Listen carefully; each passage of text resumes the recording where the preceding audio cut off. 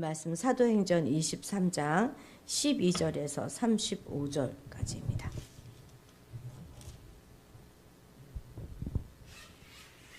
사도행전 23장 12절에서 35절까지 한 목소리로 읽겠습니다. 날이 새매 유대인들이 당을 지어 맹세하되 바울을 죽이기 전에는 먹지도 아니하고 마시지도 아니하겠다 하고 이같이 동맹한 자가 40여 명이더라. 대제사장들과 장로들에게 가서 말하되 우리가 바울을 죽이기 전에는 아무것도 먹지 않기로 굳게 맹세하였으니 이제 너희는 그의 사실을 더 자세히 물어보려는 척하면서 공회와 함께 천부장에게 청하여 바울을 너희에게로 데리고 내려오게 하라. 우리는 그가 가까이 오기 전에 죽이기로 준비하였노라 하더니 바울의 생질이 그들이 매복하여 있다함을 듣고 와서 영내에 들어가 바울에게 알린지라. 바울이 한 백부장을 청하여 이르되 이 청년을 천부장에게로 인도하라. 그에게 무슨 할 말이 있다 하니 천부장에게로 데리고 가서 이르되 죄수 바울이 나를 불러 이 청년이 당신께 할 말이 있다 하여 데리고 가기를 청하더이다 하매 천부장이 그의 손을 잡고 물러가서 조용히 묻되 내게 할 말이 무엇이냐. 대답하되 유대인들이 공모하기를 그들이 바울에 대하여 더 자세한 것을 묻기 위함이라 하고 내일 그를 데리고 공회로 내려오기를 당신께 청하자 하였으니 당신은 그들의 청함을 따르지 마옵소서. 그들 중에서 바울을 죽이기 전에는 먹지도 않고 마시지도 않기로 맹세한 자 40여 명이 그를 죽이려고 숨어서 지금 다 준비하고 당신의 허락만 기다리나이다 하니 이에 천부장이 청년을 보내며 경계하되 이 일을 내게 알렸다고 아무에게도 이르지 말라 하고 백부장 둘을 불러 이르되 밤 제3시에 가이사라까지 갈 보병 200명과 기병 70명과 창병 200명을 준비하라 하고 또 바울을 태워 총독 벨리스에게로 무사히 보내기 위하여 짐승을 준비하라 명하니 또 이와 아래와 같이 편지하니 일러스되 글라우디오 루시아는 총독 벨리스 각하에게 문안하나이다. 이 사람이 유대인들에게 잡혀 죽게 된 것을 내가 로마 사람인 줄 들어 알고 군대를 거느리고 가서 구원하여다가 유대인들이 무슨 일로 그를 고발하는지 알고자 하여 그들의 공회로 데리고 내려갔더니 고발하는 것이 그들의 율법 문제에 관한 것뿐이요 한 가지도 죽이거나 결박할 사유가 없음을 발견하였나이다. 그러나 이 사람을 해하려는 관계가 있다고 누가 내게 알려주기로 곧 당신께 보내며 또 고발하는 사람들도 당신 앞에서 그에 대하여 말하라 하였나이다 하였더라. 부병이 명을 받은 대로 밤에 바울을 데리고 안디바드리에 이르러 이튿날 기병으로 바울을 호송하게 하고 영내로 돌아가니라. 그들이 가이사라에 들어가서 편지를 총독에게 드리고 바울을 그 앞에 세우니 총독이 읽고 바울더러 그 어느 영지 사람이냐 물어 길리기아 사람인 줄 알고 이르되 너를 고발하는 사람들이 오거든 내 말을 들으리라 하고 헤롯 궁에서 그를 지키라 명하니라. 아멘. 이제 성전 소요부터 시작된 서사가 공의 재판을 거쳐서 암살, 음모까지 더해지면서 서사적 긴장과 갈등이 아주 급속도로 증폭되고 있습니다. 공회가 별다른 소득이 없이 끝나자 강성 유대인들이 결사단을 만들어서 바울을 암살할 계획을 세웠던 것이죠. 그런데 이 첩보를 입수한 바울의 조카의 등장으로 사건은 아주 반전을 가져오게 됩니다. 이 바울의 조카는 예루살렘에 사는 바울의 누이의 아들입니다. 서사를 주도하는 분이 하나님이심이 맞다면 이 청년은 주님이 준비하신 인물인 것이죠. 유대인들은 죽이려고 준비했지만 지금 하나님은 살리기 위해서 준비하고 계시는 것입니다. 또한 이에 대한 바울과 천부장의 적극적인 그런 대응으로 마침내 갈등은 새로운 국면을 맞이하게 됩니다. 그 과정에서 천부장 글라우디오 루시아의 역할이 아주 결정적이죠. 로마 시민권자인 이 바울을 보호하기 위해서 군사 작전을 세워가지고 밤에 몰래 그를 가이사라 총독에게 보내서 재판을 받도록 합니다. 그래서 마침내 바울이 무사히 총독 벨릭스 앞에 서게 되는 것이죠. 바울과 복음에 대한 예루살렘의 강력한 배척이 결국은 로마로의 복음의 문을 여는 그런 결정적인 계기가 되고 있습니다. 14, 15절 같이 읽겠습니다. 대제사장들과 장로들에게 가서 말하되 우리가 바울을 죽이기 전에는 아무것도 먹지 않기로 굳게 맹세하였으니 이제 너희는 그의 사실을 더 자세히 물어보려 하는 척하면서 공회와 함께 천부장에게 청하여 바울을 너희에게로 데리고 내려오게 하라. 우리는 그가 가까이 오기 전에 죽이기로 준비하였노라 하더니 아멘. 지금 이게 지금 바울 암살단의 지금 계획이지 않습니까? 그런데 지금 사내들이는요 유대 사회에 있어서 가장 최고 의결 통치 기관입니다. 그러니까 이 사내들이는 명령을 받는 기관이 아니라 명령을 내리고 시달해야 하는 그런 위치에 있는 기관인 것이죠. 그런데 지금 이 40명의 바울 암살단으로부터 명령을 시달받고 있는 모습이 여러분 보이시죠? 물론 이 40분의 바울 암살단이 자신들의 계획을 정중하게 건의하는 형식으로 전달하였겠습니다마는 내용면에 있어서는 전혀 그렇지 않습니다. 이것은 누가 봐도 자신들의 계획을 이미 결정해 놓고 그대로 전하는 전달 방식을 취하고 있습니다. 그것도 바르고 정당한 일을 결정한 것이 아니고 결정하고 전하는 그런 통보가 아니죠. 성경에서도 엄히 금하는 집단 테러에 관한 결정입니다. 당시 이 사내들인의 내규에 의해서도 이런 광기 어린 그런 신도의 견해를 취하는 것은 분명히 금지되어 있었습니다. 이것은 지금 사내들인이 그만큼 그들에게 위험을 잃고 있다 하는 것에 대한 반증이 되고 있는 것이죠. 그래서 실제로 사내들인요 이들의 통보 그대로 움직이게 됩니다. 그렇습니다.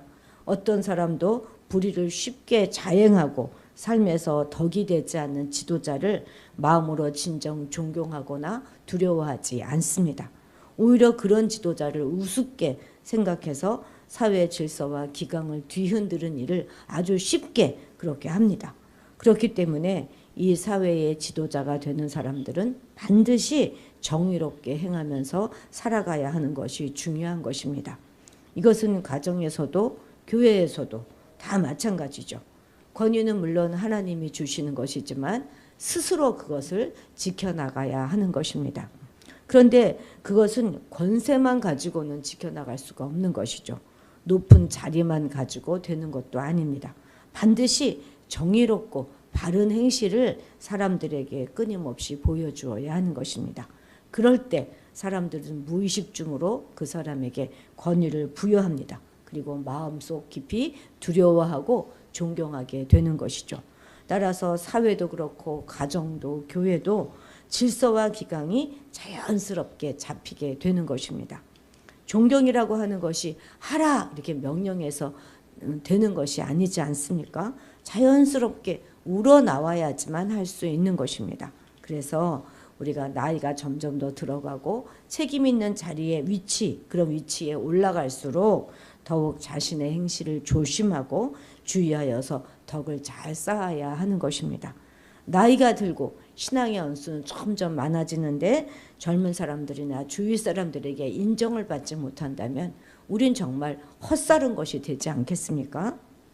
어떤 경우에도 불의와 함께함으로 우리의 권위를 스스로 실추시키는 그런 어리석은 사람들은 되지 말아야 하겠습니다. 16절 같이 읽겠습니다. 바울의 생질이 그들이 매복하여 있다함을 듣고 와서 영내에 들어가 바울에게 알린지라. 아멘. 바울의 생질이란 앞에서도 말씀드렸지만 바울의 누이의 아들을 말하는 것입니다. 우리는 본문이 자세히 언급해 주고 있지 않기 때문에 바울의 생질이 누구인지 또 그가 어떻게 이런 음모의 유대인의 음모를 알게 되었는지 전혀 우리는 알 바가 없습니다. 또한 그가 그리스도인이었는지 아니었는지조차도 우리는 알 수 없죠. 중요한 것은 하나님께서 바울의 생질을 갑자기 내세우셔서 그를 통해 바울을 위기에서 건져주셨다는 그 사실입니다. 이렇게 하나님은 우리가 전혀 생각지 못했던 그런 방식으로 자기의 백성을 돕는 경우가 많습니다. 성경에는 그런 신뢰가 너무나 많지 않습니까? 그리 시냇가에 숨어있던 엘리야를 누가 와서 도와줍니까? 일개의 미물에 지나지 않는 까마귀를 통해서 떡과 고기를 물어 나르게 하심으로 굶주린 엘리야를 먹이셨잖아요. 참으로 자기 백성을 돕는 하나님의 손길은 오묘하기가 그지 없습니다. 하나님은 자기 백성을 도우시되 다양한 방법으로 도우십니다. 또 우리가 전혀 생각지 못했던 그런 방법으로 도와주시죠. 저희 교회가 증축할 때만 해도 그렇지 않습니까? 정말 맨 땅에 헤딩하기였어요. 어떻게 해야 될지 알지도 못했던 그 상황에 그동안 쭉 새벽 기도회에 함께 하셨던 임 집사님이 그런 일을 하실 수 있는 회사의 대표라는 사실을 우리가 어떻게 알았겠습니까? 그냥 건축에 관련된 일을 하시나 보다. 이 정도 그냥 우리가 알고 있었지 전혀 생각지도 못했는데 본인이 먼저 나서서 그렇게 해주시겠다 말씀하셨고 또 그분의 남편 되시는 집사님께서 10년 만에 집으로 돌아오셔서 우리 공사에 그냥 앞장서셔서 그 모든 일을 처음부터 끝까지 다 그렇게 해주실 것이다. 우리가 어찌 감히 생각이나 했겠습니까? 그분이 안 계셨다면 이런 모든 공사는 정말 불가능했을 것입니다. 정말 모든 것이 다 하나님의 예비하심이고 도우심이었다는 것을 우리 모두가 다 보고 산 증인 아니겠습니까? 그렇기 때문에 우리는 우리의 생각으로 도저히 굴복하기 어려운 문제를 만났다고 실망해서는 안 되는 것입니다. 우리의 생각과 하나님의 생각은 전혀 다를 수가 있습니다. 하나님은 우리가 감당할 시험밖에는 허락하지 않으십니다. 또한 만일 감당치 못할 시험이라면 바로 그때 피할 길을 내사 그 시험 당할 즈음에 피할 길을 내시는 그런 하나님이십니다. 우리는 아무리 어려운 상황에 놓였다 하더라도 하나님의 도우심의 손길을 믿어야 하는 것이죠. 하나님은 언제나 우리를 도울 자를 다 준비해 놓고 계십니다. 우리가 하나님을 의지하고 바라보기만 한다면 하나님께서는 우리가 전혀 생각지 못했던 오묘한 방식으로 우리를 돕고 마침내 우리를 승리케 하시는 그런 분이십니다. 23절 같이 읽겠습니다. 백부장 둘을 불러 이르되 밤 제3시에 가이사랴까지 갈 보병 200명과 기병 70명과 창병 200명을 준비하라 하고. 자, 그러니까 얼마나 재밌습니까? 지금 바울을 호위하는 병사가 무려 470명인 것입니다. 이것은 천부장이 부릴 수 있는 병력의 거의 절반에 해당될 뿐만 아니라 바울 암살단 규모의 10배가 되는 그런 규모입니다. 천부장이라고 하면 1000명을 다스리는 그 군대의 장이잖아요. 그중에 470명을 동원한 것입니다. 처음 암살단의 규명이 40명이다 하는 말을 듣고 바울의 생질이 얼마나 놀랐겠습니까? 이거 깜짝 놀랐겠죠.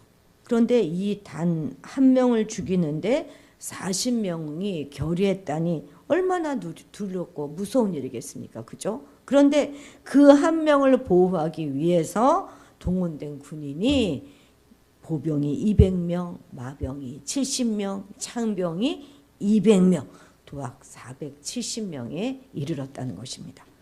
과연 바울이 이런 보호를 받으리라 누가 감히 상상할 수가 있었겠습니까? 정말 상상할 수도 없었던 일이죠. 그런데 하나님께서는 친히 천부장으로 하여금 이 병사들을 동원하게 하셨습니다. 그리고 가이사라까지 바울이 걸어갔나요? 짐승 딱 준비해서 말을 타고 갑니다. 그런데요, 여기서 끝나는 게 아닙니다.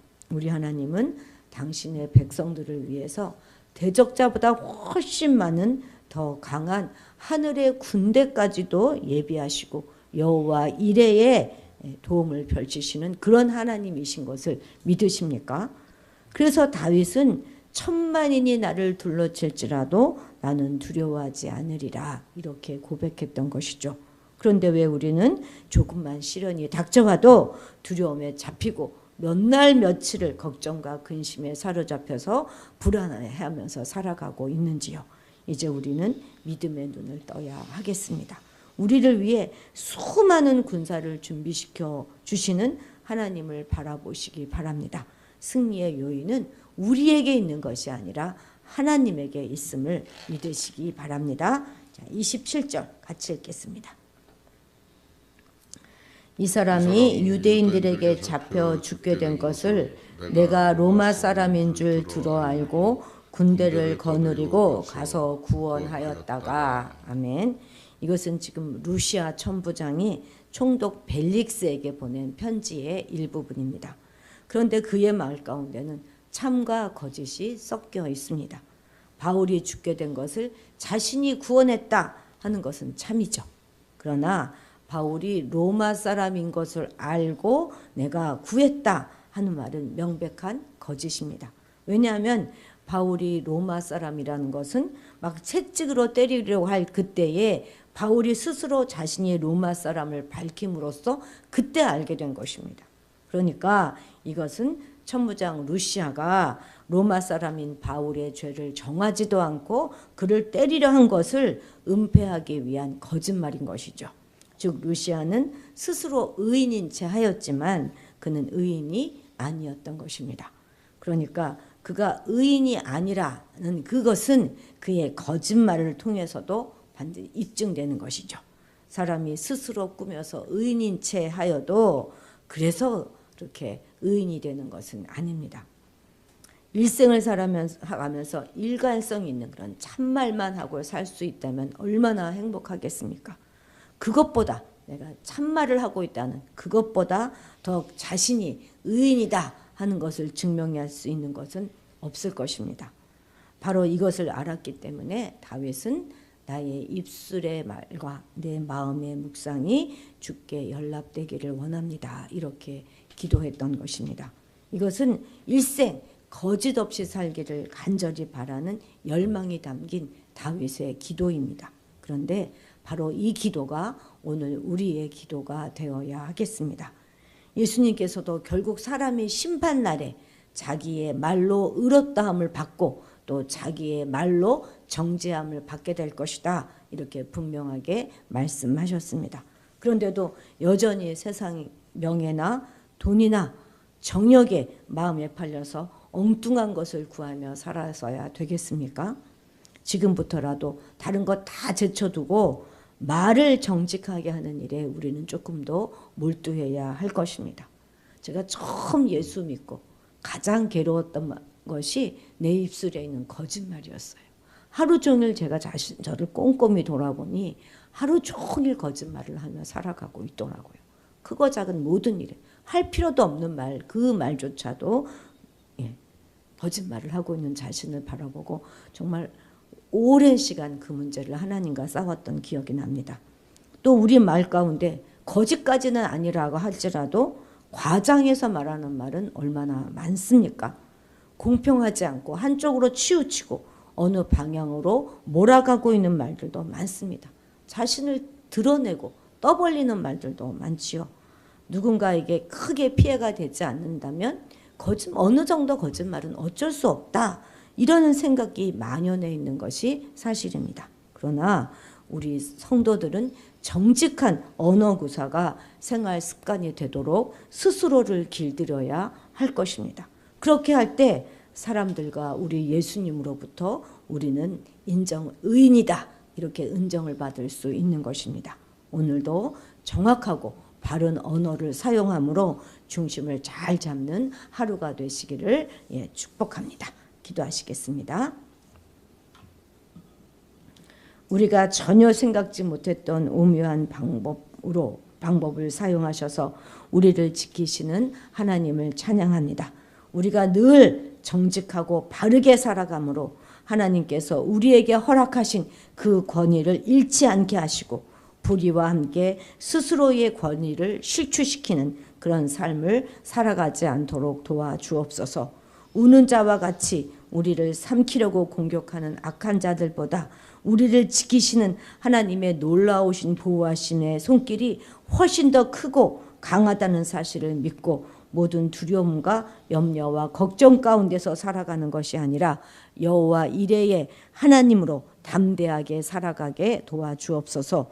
오늘 우리 입술의 모든 말과 우리의 마음의 묵상이 주님께 연락되기를 원합니다. 오늘 하루도 정직하고 바른 말을 통해서 늘 의인으로 인정받는 그런 한 날을 살아갈 수 있게 도와주옵소서. 감사드리며 예수님의 이름으로 기도드렸습니다. 아멘. 아멘. 예. 오늘도 한 주간의 마지막 날이 되었습니다. 어이구, 왜 이렇게 시간이 빨리 가는지요. 자, 오늘도 주위의 이웃과 친지들을 위해서 우리 기도하겠습니다. 다음 세대를 세우는 그런 교회가 되어야 할 것이고 또 여름 가족 수련회를 위해서도 간절히 기도해 주시기 바랍니다.